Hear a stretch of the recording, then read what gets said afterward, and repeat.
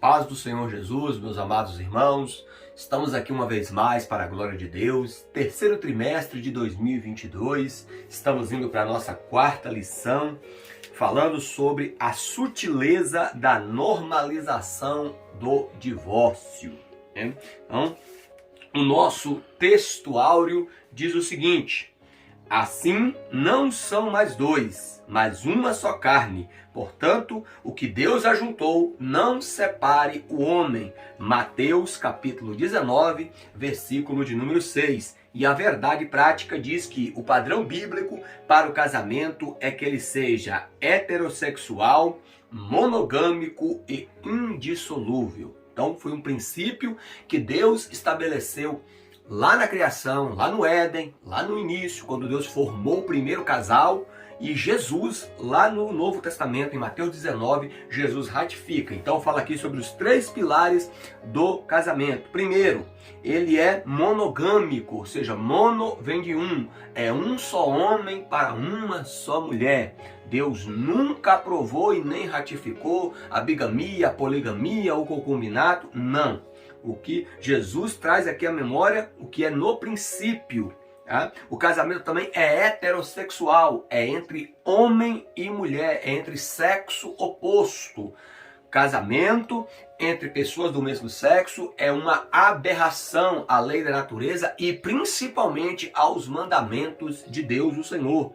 E também é indissolúvel, quando Jesus diz, portanto já não são mais dois, mas uma só carne. E o que Deus ajuntou, não separe o homem. Tá? Porque o casamento, a princípio, ele é uma união indissolúvel. Nós temos aqui também a nossa...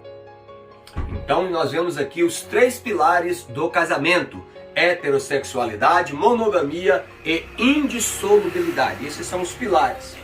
A nossa leitura diária hoje está em Gênesis capítulo de número 1, versículos 27 e 28, que diz assim a palavra de Deus: criou Deus, pois, o homem à sua imagem, e a imagem de Deus os criou, homem e mulher os criou.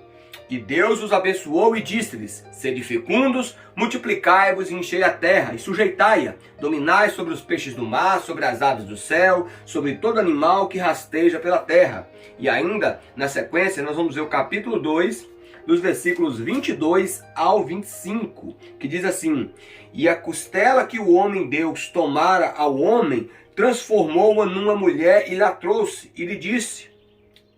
E disse ao homem: esta afinal é osso dos meus ossos e carne da minha carne. Chamar-se-á varoa, porquanto do varão foi tomada. Por isso, deixa o homem pai e mãe, e se une à sua mulher, tornando-se dois, uma só carne. Ora, um e outro, homem e sua mulher, estavam nus e não se envergonhavam. Então, a natureza do casamento é monogâmica e vitalícia. Então, fica bem claro aqui a ordem de Deus no princípio. Por isso que Jesus, lá em Mateus 19, quando os fariseus questionaram Jesus sobre se o homem pode repudiar ou divorciar-se da sua mulher por qualquer motivo, Jesus foi bem claro quando ele disse o que o Criador disse no princípio. Então, o Gênesis é o princípio. A palavra Gênesis significa início ou no princípio. Então, é no princípio que nós vemos o que o Criador estabeleceu. O Criador estabeleceu uma união monogâmica, heterossexual e indissolúvel. Esses princípios, eles não podem ser violados jamais.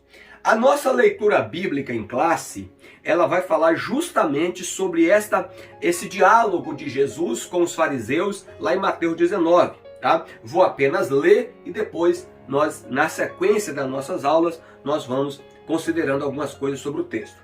Mateus 19, dos versículos 1 ao 9, diz assim: e aconteceu que, concluindo Jesus esses discursos, saiu da Galileia e dirigiu-se aos confins da Judéia, além do Jordão. E seguiram-no muitas gentes e curou-as ali. Então chegaram ao pé dele os fariseus, tentando-o e dizendo-lhe: é lícito o homem repudiar sua mulher por qualquer motivo?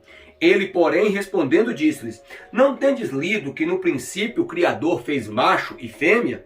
E disse: portanto, deixará o homem seu pai e sua mãe, e se unirá à sua mulher, e serão dois numa só carne? Assim, não são mais dois, mas uma só carne. Portanto, o que Deus ajuntou, não separe o homem. Disseram-lhe eles: então por que mandou Moisés dar-lhe carta de divórcio e repudiá-la?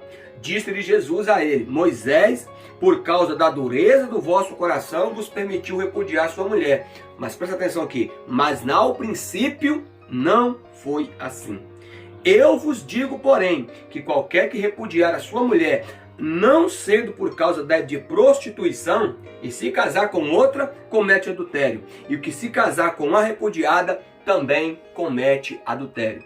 Mais pra frente, nós vamos ainda nessa lição, nós vamos explicar essa questão aqui de repúdio, de divórcio, quando é que pode se constituir um novo casamento. Tudo isso vai estar inserido aqui na nossa lição. Nós vamos ficando por aqui. Que Deus abençoe sua vida, a sua família, que a graça do Filho, o amor do Pai, a comunhão do Espírito esteja com você e com toda a sua casa, em nome do Senhor Jesus.